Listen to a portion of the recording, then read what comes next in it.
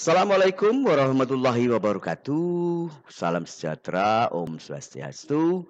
Jumpa lagi dengan saya, Bro Rudal. Mohon maaf teman-teman, lama sudah nggak upload video konten tentang tutorial ya teman-teman. Saya beberapa kali mengupload video membahas tentang pengadaan barang dan jasa pemerintah, tentang pembangunan desa kalau tidak salah ya teman-teman semuanya.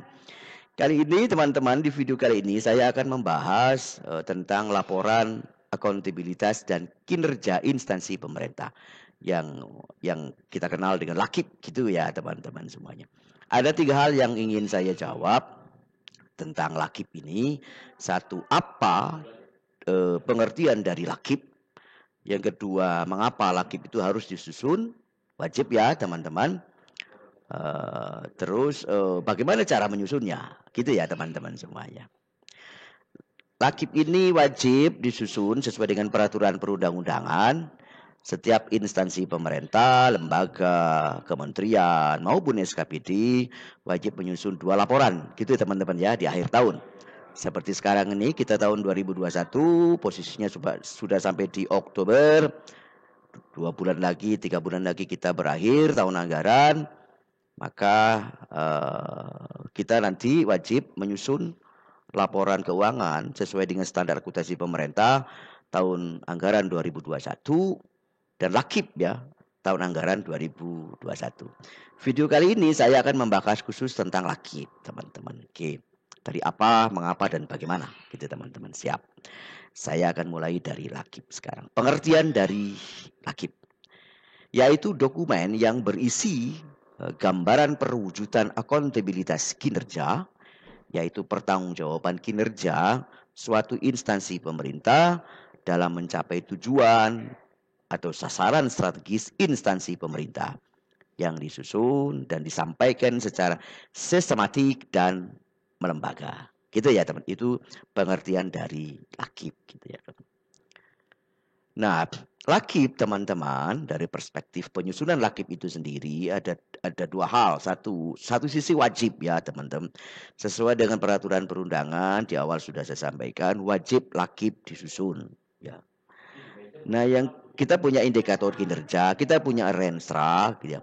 Di dalam Renstra itu ada tujuan, sasaran, indikator kinerja yang ya, ada targetnya di sana teman-teman. Ya, itu periode 5 tahun saya kira ya. Setiap instansi pemerintah, kementerian, lembaga, SKPD wajib nyusun Renstra 5 tahun sesuai dengan periode ya, jangka menengah teman-teman. Nah, di Renstra itu ada indikator kinerja yang kita rencanakan akan kita capai gitu teman-teman. Oke.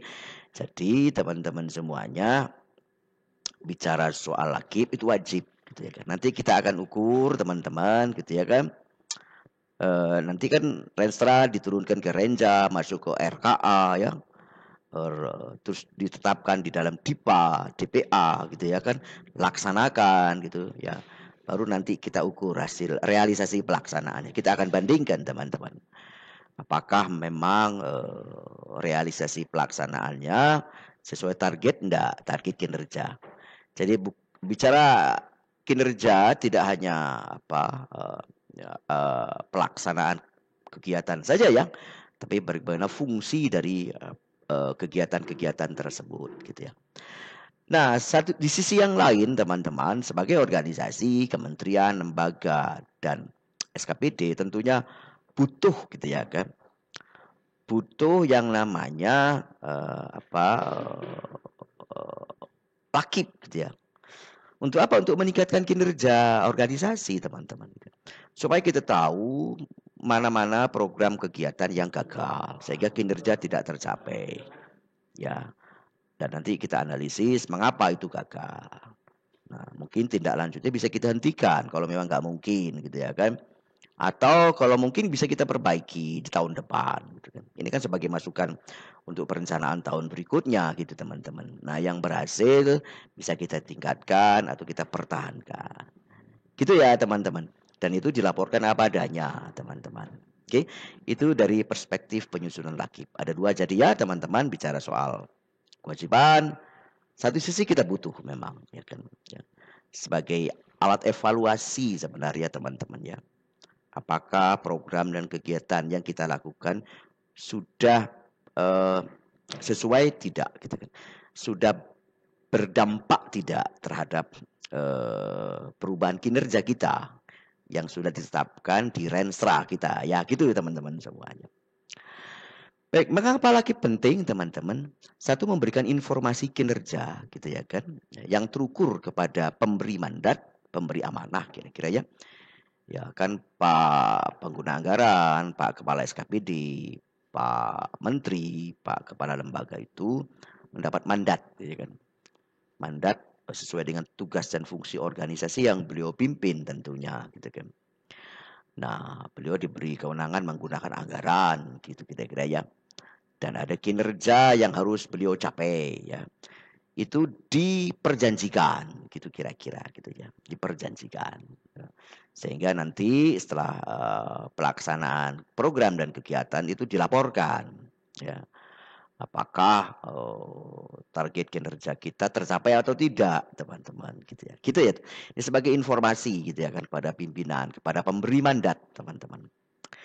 Nah, yang kedua, teman, sebagai upaya perbaikan berkesinambungan bagi instansi pemerintah untuk meningkatkan kinerjanya. Satu sisi, teman-teman, dengan Lakip ini kita dapat mengevaluasi nanti gitu ya kan, apakah program kegiatan yang sudah kita lakukan itu sudah berdampak mempengaruhi perubahan kinerja apa enggak gitu. Kalaupun gagal, kenapa gagal gitu ya kan. Kita tahu, kita analisis nanti kegagalan itu apa penyebabnya gagal gitu. Sehingga ini memberikan masukan untuk perencanaan di tahun berikutnya. Gitu ya teman-teman semuanya gitu. Jadi penting ya, butuh ini instansi pemerintah teman-teman.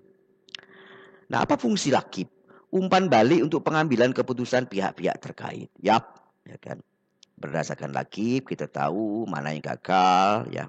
Dan gagalnya kenapa teman-teman, dan itu menjadi masukan untuk perencanaan tahun berikutnya. Media hubungan kerja organisasi gitu ya kan. Ya. Terus media akuntabilitas, wujud tertulis pertanggungjawaban kepada pemberi amanah dan mandat. Media informasi keterbukaan. Sekarang sudah era keterbukaan, kita punya undang-undang keterbukaan informasi publik. Publik juga perlu tahu kalau dia ingin tahu, dan kita harus memberitahu tentang ya gitu teman-teman semuanya. Kedua, perbaikan kinerja. Ya, penting bagi kita tadi ya. Di awal sudah saya sampaikan, bagi organisasi sendiri sebagai alat evaluasi gitu ya kan. Jadi kita tidak salah di tempat yang sama gitu teman-teman ya. Artinya program kegiatan yang menggunakan anggaran tidak hanya sampai terlaksananya kegiatan tersebut gitu ya, enggak ya. Berdampak tidak gitu ya. Gitu kira-kira teman-teman. Nah, teman-teman semua, saya ingin menjelaskan tentang SAKIP ya. Sistem akuntabilitas kinerja instansi pemerintah. Sesuai dengan Peraturan Presiden nomor 29 tahun 2014. Ya, bahwa sistem itu adalah tahapan, teman-teman, tahapan urutan kegiatan gitu ya kan, urutan proses maksud saya. Bicara soal sistem AKIP tentunya dimulai dari Renstra gitu ya kan. Setiap SKPD, kementerian, lembaga menyusun rencana strategik periodenya 5 tahun gitu ya teman-teman, sesuai dengan tugas dan fungsinya masing-masing organisasi tersebut teman-teman. Nah, di Renstra itu ada tujuan, ada sasaran, ada target, dan ada indikator kinerjanya. Jadi ada target kinerja yang harus dicapai selama periode 5 tahun ke depan, gitu teman-teman. Nah, Renstra diturunkan ke rencana kerja Renja, gitu kan. Ya, sekarang ini contohnya Renstra periode 2020 sampai 2024, gitu ya teman-teman. Nah, tiap tahun kita menyusun Renja. Ya, di Renja itu ada rencana kinerjanya, ada indikator kinerjanya gitu. Yang akan dicapai di tahun itu gitu teman-teman. Ini contohnya seperti ini ya di tabel ini teman-teman. Nah, setelah Renja disusun, baru nanti dilanjutkan dengan tahapan nyusun RKA ya, rencana kegiatan dan anggaran gitu ya kan teman-teman gitu ya kan. Nah, RKA nanti dibahas kalau teman-teman di daerah dengan TAPD ya, tim anggaran pemerintah daerah gitu ya teman-teman. Ya, Terus nanti dibahas dengan DPRD gitu ya kan. Kalau nanti disetujui maka dia akan dituangkan dalam dokumen yang disebut dengan DIPA atau DPA teman-teman gitu. Kalau di pusat dengan DPR tentunya ya teman-teman semuanya. Nah, DIPA dan DPA ini adalah program kegiatan yang sudah disetujui gitu ya kan oleh DPR atau DPRD tadi teman-teman. Dan nanti ini akan dituangkan dalam dokumen yang disebut dengan DIPA tadi ya, dokumen isian pelaksanaan anggaran atau dokumen pelaksanaan anggaran kalau di APBD gitu ya kan. Nah, di dalam DIPA ini DIPA atau DIPA atau DPA ini ada apa target kinerjanya teman-teman, ada program kegiatan, ada komponen, ada subkegiatan di situ di dalamnya ya, rinci teman-teman semuanya. Dan itu diperjanjikan teman-teman gitu ya. Itulah kinerja yang harus dicapai oleh pengguna anggaran gitu ya kan. Ya, kementerian, lembaga dan SKPD diperjanjikan dalam bentuk perjanjian kontrak kinerja lah kira-kira begitu. Ya, kalau di SKPD tentunya dengan Pak Bupati, Pak Wali Kota, dengan Pak Gubernur, Pak Kepala Dinas ya. Atau Pak Menteri, Pak Kepala Lembaga dengan Pak Presiden tentunya. Itu yang kontrak kinerjanya. Ya. Oke, baru pelaksanaan teman-teman gitu ya kan. Pelaksanaan di situ ya pelaksanaan kegiatan, ada pengadaannya mungkin ya teman-teman gitu ya kan dan lain-lain gitu ya. Nah, setelah akhir tahun nanti diukur gitu ya kan. Realisasinya diukur gitu kan. Ya, teman-teman. Nah, nanti kita bandingkan ya teman-teman gitu ya dengan apa rencana penetapan kinerja yang ada dalam DIPA gitu, dalam DPA. Kita bandingkan teman-teman antara realisasi dengan penetapan kinerja yang ada di DIPA tadi ya teman-teman atau DPA tadi. Gitu ya teman-teman semuanya. Ini mudah-mudahan ini memperjelas saja penjelasan saya hubungan antara rencana kinerja, ada perjanjian kinerja di sana, terus ada pelaksanaan di sana, terus dituangkan dalam lakib. Karena konteks lakib ya, bagaimana cara menyusun lakib gitu ya. Apa sih informasi yang harus ada di dalam laporan itu gitu kan. Dalam sebuah sistem yang disebut dengan SAKIP, sistem akuntabilitas kinerja instansi pemerintah. Gitu ya teman-teman ya. Oke, saya lanjut teman-teman. Nah, saya akan masuk ke sekarang sistematika laporan kinerjanya, sistematika dari lakib, isi yang harus dilaporkan oleh organisasi, kementerian, lembaga SKPD yang dituangkan dalam laporan lakib ini ya. Bab 1 yaitu disajikan penjelasan umum organisasi dengan penekanan kepada aspek strategis organisasi serta permasalahan utama strategik, isu strategis lah ya yang sedang dihadapi organisasi gitu kira-kira. Nah, bab 2 ini bicara informasinya tentang perjanjian kinerjanya. Kan di awal teman-teman di awal tahun sudah ada perjanjian kinerja ya, itu masukkan saja ke sini ke bab 2 teman. Nah, justru kuncinya di bab 3 teman-teman bicara akuntabilitas kinerja. Ya, ada dua subbab gitu ya. Satu capaian kinerja organisasi. Jadi ini disajikan informasi capaian kinerja organisasi untuk setiap pernyataan kinerja sasaran strategis organisasi sesuai dengan hasil pengukuran kinerja organisasi. Untuk setiap pernyataan kinerja sasaran strategis tersebut dilakukan analisis capaian kinerja. Coba kita lihat seperti apa. Nah, ini teman-teman satu. Kita akan bandingkan nanti gitu ya kan antara target ya yang ada di dalam DIPA atau DPA dengan realisasi kinerja gitu ya kan. Ya. Antara target kinerja gitu ya yang ada di dalam DIPA atau DPA dengan realisasi kinerja. Teman-teman bikin tabel ya, bikin tabel teman-teman ya, tabel. Nah, yang kedua, kita bandingkan tahun ke tahun seperti apa, teman-teman. Artinya kalau periodenya 20 periode rensanya 2020 sampai 2024, maka yang laporan yang nanti akan kita buat berarti kita akan buat lakib nanti di bulan Januari, Februari, paling lambat Maret lah di tahun depan ya, teman-teman, di tahun 2022.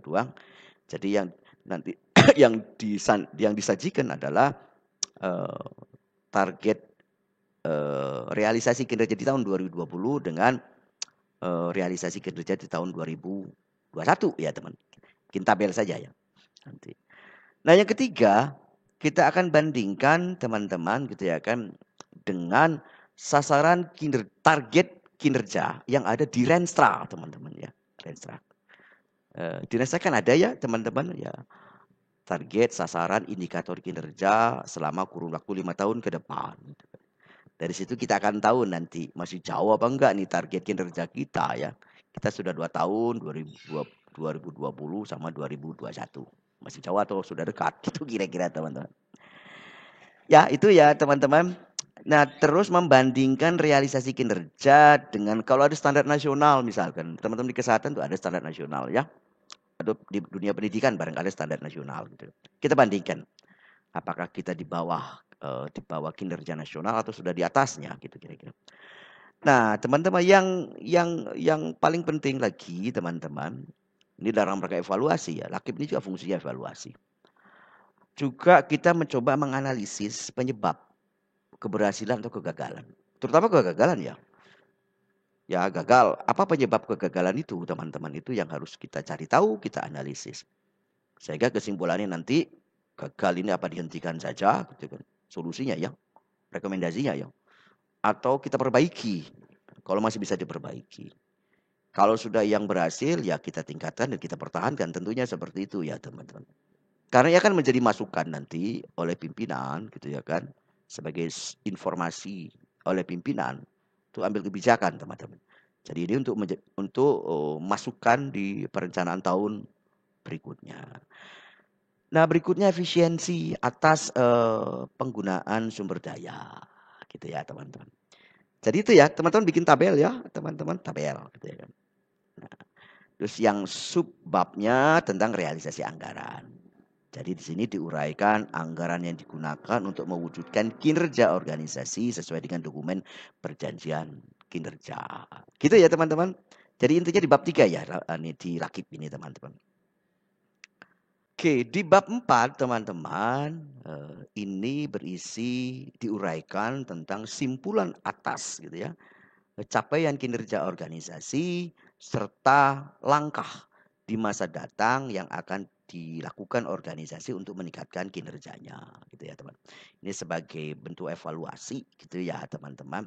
Evaluasi menjadi sangat penting teman-teman agar kita tahu apakah program kegiatan yang sudah kita lakukan memang sudah berdampak tidak terhadap kinerja kita gitu ya. Gitu ya teman-teman. Dari apa yang kita coba analisis di bab 3 tadi, kita akan tahu itu teman-teman semuanya. Sehingga ini menjadi informasi bagi pimpinan, pengambil kebijakan untuk menentukan langkah untuk perencanaan tahun berikutnya. Begitu ya teman-teman semuanya. Nah, baru dilampirkan teman-teman ya perjanjian kinerjanya, lain-lain yang dianggap perlu sebagai lampiran dari laporan akuntabilitas dan kinerja instansi pemerintah Lakip. Begitu ya teman-teman secara umum gambaran tentang Lakip. Jadi Lakip itu wajib, tapi kita juga butuh sebagai organisasi, sebagai tahapan evaluasi ya supaya kita tahu nanti apakah yang sudah kita lakukan betul-betul berdampak tidak terhadap kinerja organisasi kita ya, yang sudah kita rencanakan tentunya dalam Renstra. Jadi bukan hanya sekedar realisasi pelaksanaan gitu ya, artinya sudah dilakukan 100%, serapan anggaran sudah 100%, tapi harus kita ukur juga dampaknya apa gitu ya kan. Dari situ nanti kita banyak dapat informasi kesimpulan gitu. Mana-mana yang gagal, apa tindak lanjutnya kalau itu gagal, apakah akan dihentikan atau mau diperbaiki. Yang sudah berhasil tentunya kita akan tingkatkan atau kita akan pertahankan. Demikian teman-teman semuanya. Sahabat-sahabat saya yang bisa saya sampaikan mudah-mudahan bermanfaat. Jadi teman-teman kalau ada hal-hal yang barangkali kita beda pendapat tidak apa-apa ya teman-teman ya. Bisa di komen saja teman-teman gitu ya kan. Komen boleh. Jangan lupa subscribe, like, komen saya senang sekali. Pencet loncengnya agar saya bersemangat membuat video-video tutorial berikutnya. Banyak hal yang ingin saya sampaikan teman-teman yang ingin kita bahas. Gitu. Wassalamualaikum warahmatullahi wabarakatuh.